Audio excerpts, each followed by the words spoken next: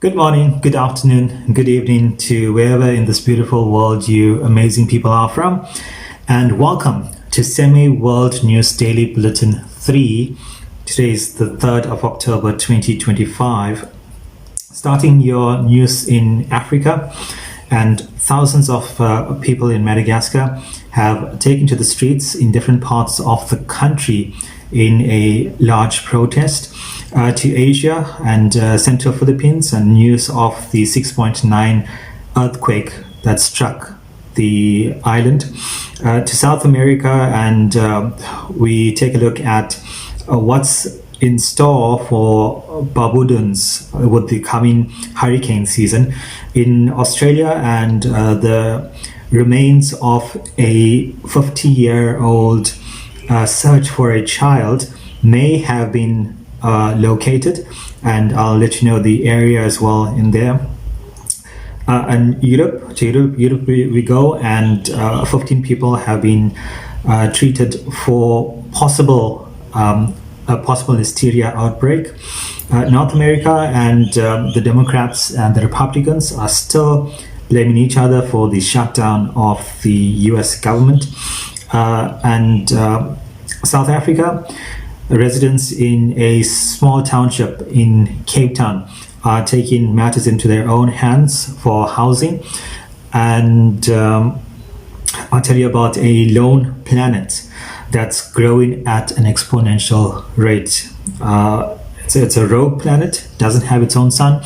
I'll tell you a bit more about that towards the end of the bulletin. Starting in Africa, thousands of people in Madagascar have taken to the streets in different parts of the country for the past week in the largest wave of protests the Indian Ocean island nation has witnessed in more than 15 years. What began as anger over shortages of basic necessities has rapidly escalated into one of the most serious challenges facing President Andry Rajoelina, who has been in power for the second time since 2018. On Monday, in response, he sacked his government, but that did not placate the protesters. Pressure started to build following the arrest on 19 September of two leading city politicians who had planned a peaceful demonstration in the capital over chronic power and water supply problems. I wonder if there's any relation to Eskom with the utility company Jirama, which is the state-owned company, and because of them there have been hours-long daily outages of services as well. Many saw their detention of the politicians as an attempt to silence legitimate dissent, leading into public outrage, which with the cause taken up by civil society groups and the formation of a youth-led online movement known as Gen Z Mada. So Gen Z Mada have come together, and the protests have expanded to 8 Madagascan cities. Taking you to Asia, and 2 days after a magnitude 6.9 earthquake struck the central Philippines, survivors are too scared to return to their homes, forcing them to live in makeshift tents temporarily. The earthquake shook the northern coast of Cebu, one of the country's most populous islands, on the night of 30th September, jolting many out of their sleep. It killed at least 72 people and wounded 300 others as homes, buildings, and churches collapsed and roads cracked. Those affected are still reeling from the disaster. Disaster response officials say the earthquake displaced about 40,000 people across Cebu, a major trading and transportation hub in the central Philippines. They slept under the open sky on the night of the quake, but when a light drizzle fell, they put a plastic bag over them as they did not have raincoats. Photos on social media showed them slouched on plastic chairs and on the ground, swathed in plastic bags, fogged up by their breath. And that's a pretty sad scene to see. And it doesn't seem as if there is any assistance for temporary housing from the government or any other aid coming to them. So if you believe in prayer, please keep the people of the small island of Cebu in your prayer, and we do hope that they see some resolution quickly and get back to the safety of a home. Taking you to South America now. For some Barbudans, thunderstorms will trigger flashbacks of the night in September 2017 when they lost everything they owned to Hurricane Irma's devastating winds. 8 years on, while memories may be close to hand, some insurance, home insurance for some, and many actually, on Barbuda and other islands in the Caribbean's hurricane belt is more prohibitively expensive than ever. Across the region, premiums have gone through the roof in the past 2 years, surging by as much as 40% on some islands, according to industry figures. Now, 40% is quite a huge hike in home insurances. We can understand from the insurance's point of view, but from the people's point of view as well, from a cost point of view, it's called a perfect storm of increasing risk as the region sees worsening and more rapidly intensifying cyclones, yet tiny populations of people to pay for policies, equating to poor returns for insurance companies. I think as risks grow in the area as well, and over time we've seen in the history of Earth changes in climate have affected the way people, humans have moved about the Earth and settled down.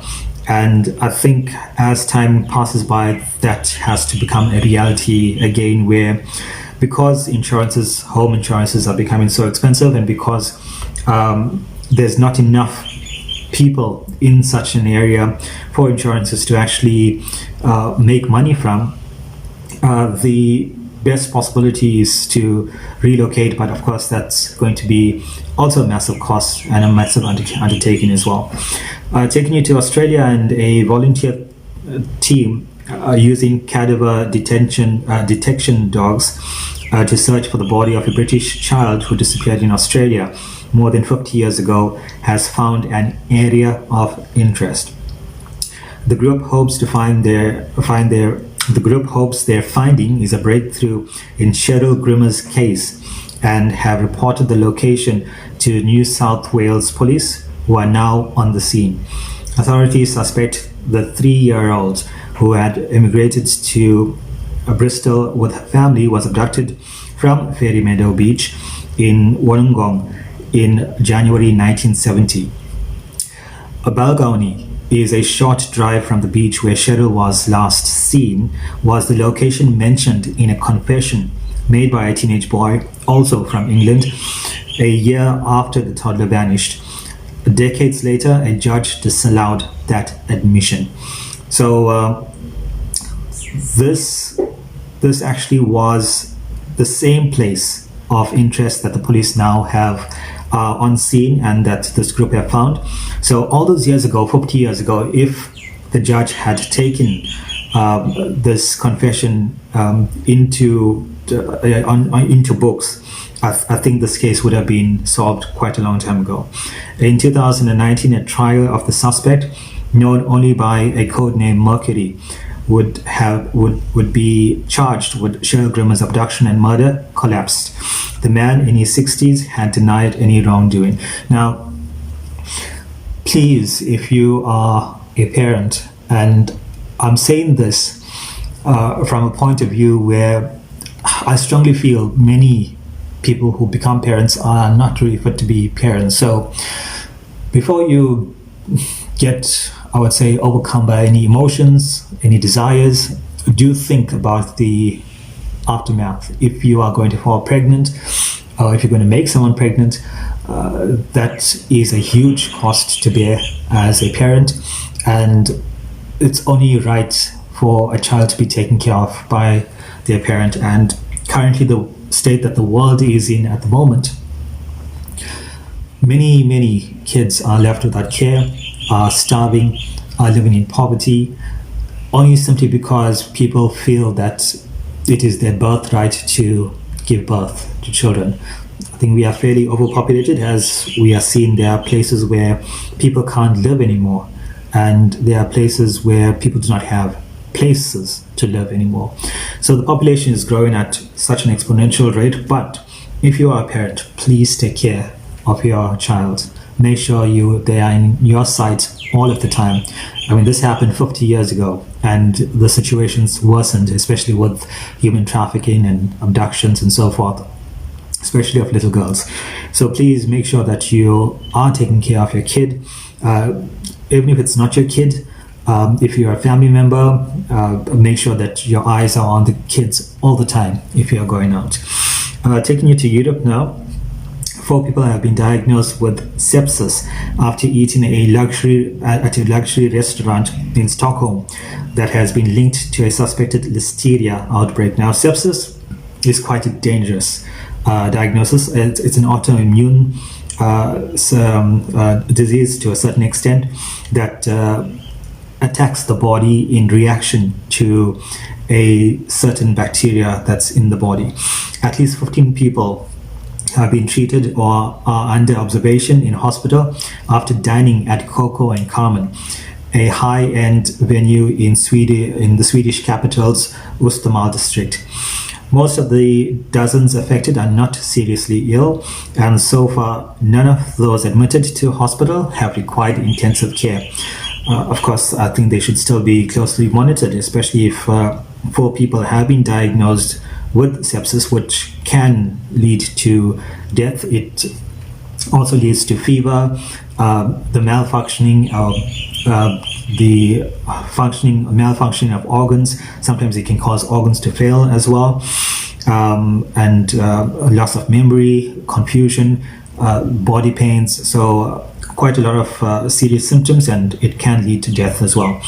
It is rare for food contaminated by listeria, a bacterium, to cause listeriosis.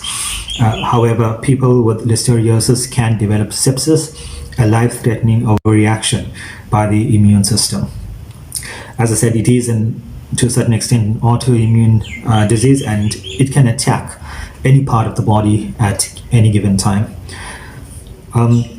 I think restaurant owners need to be very wary about where they get their food from to be prepared and served, as well as, well, it's kind of impossible, especially given that it's a high-end restaurant, for people to actually expect there to be conditions that are not sanitary. So we pray for these people, and we do hope that they recover and that they live a bit more healthier as well. North America, and we are taking you to the US shutdown, and that's one of the major news stories throughout the world. President Donald Trump has said he and his budget director, Russell Vought, will work out which Democratic agencies to cut as the US government shutdown approached its 3rd day. And I think the Republicans are just showing how much of a bully they are in striking out at Democratic areas, and have called for the temporary, temporary loss of jobs amongst the government workers as well. And they are pointing fingers at the Democrats for this decision that they have taken, where a lot of employees are at home. About 750,000 affected at home, or some of them are actually working without pay at the moment. But those that are considered non-essential were just asked to stay at home, and they are blaming the Democrats for that. So Donald Trump suggested Republicans should seize the opportunity to clear out dead wood and give no hint of concessions to Democrats' demands that legislation funding the government should include healthcare insurance subsidies. So, of course, it's a call on, probably a threat to Republicans to not support the Democrats' call for healthcare. Republicans and Democrats on Capitol Hill, meanwhile, continue to blame each other for failing to keep federal agencies opened. And analysts don't expect either side to budge without pressure from everyday Americans, most of whom have yet to feel direct impacts on their lives. So I spoke to a friend of mine yesterday in the US and asked him if it has impacted already, and he's in LA, and he says it's going to show probably even after government reopens. That's the only time that they will see the knock-on effects of this shutdown. On the first day of shutdown, Vought said that the White House had moved to pause or cancel billions of dollars in funding meant for democratic states, including $18 billion in infrastructure projects in New York, home of both Senator Chuck Schumer and the Democratic leader of House of Representatives, Hakeem Jeffries. Republicans need eight Democratic senators to vote with them, while Democrats need 13 Republicans to side with them. Only 3 Democrats joined the Republicans on the last failed vote in the Senate on Wednesday. I'm not too sure how many Democrats actually went across and sided with the Democrats, but it's still not enough for government to reopen. Lawmakers are expecting to try again on Friday, that's later on this afternoon, to resolve the impasse with a vote in the Senate. So just let's hope that this matter is resolved and the two parties stop being so immature about things and think as well for the best of the American population. And of course, on the other hand as well, we need to ask ourselves why the Democrats are fighting for free healthcare. We're not saying it's a bad thing, but is it also a fight for undocumented migrants? So that's the question that many are asking at the moment. Taking you now to South Africa and Alex Kolotla. Not really anyone in parliament or anything. It's just a guy from a township known as Dunoon in South Africa's most popular city, Cape Town. He says he has been on the housing waiting list since 2006, and since then he's received no housing, living in what's called shacks or John Dolls in South Africa. It's a settlement with the houses made out of wood, out of iron, whatever material can be found. So he's taken it in his own hands and he has built his own brick and mortar house. And since 2000, no government houses have been completed in the overpopulated township. Now, before that, there were government houses subsidized for South African citizens, and it was supposed to have been an ongoing project. However, since 2000, it's been 25 years now, there hasn't been any housing made available for those that are without houses in South Africa. Kolotla was among dozens of people who occupied a municipal sports field.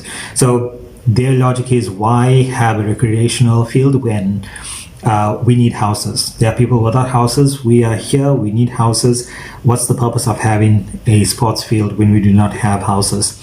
Their shacks were demolished several times by the city, but they later received chemical toilets and water from the municipality, and trust me, these chemical toilets can be quite unsanitary over time as well.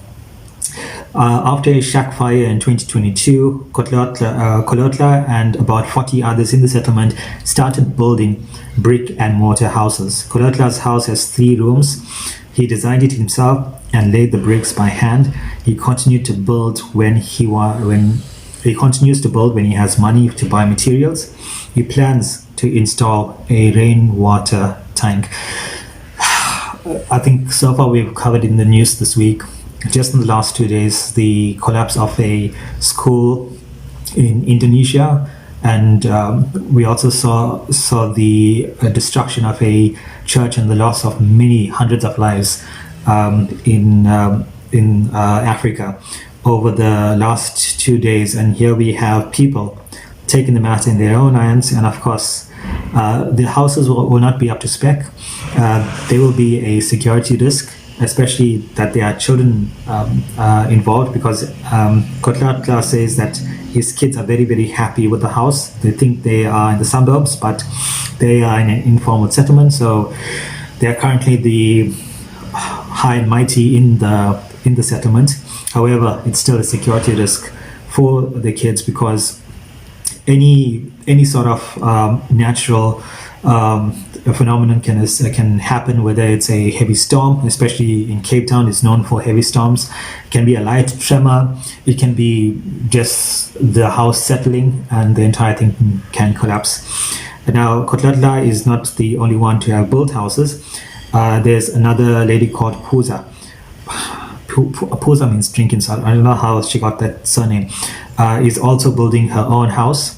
She has 4 rooms, one of which she rents out, and she says, "We are living in comfort, no shack fires, we are safe," until there's a collapse. So yes, government needs to step in, and government needs to look at housing and maybe direct, make sure you keep yourself healthy and safe. Sem-May.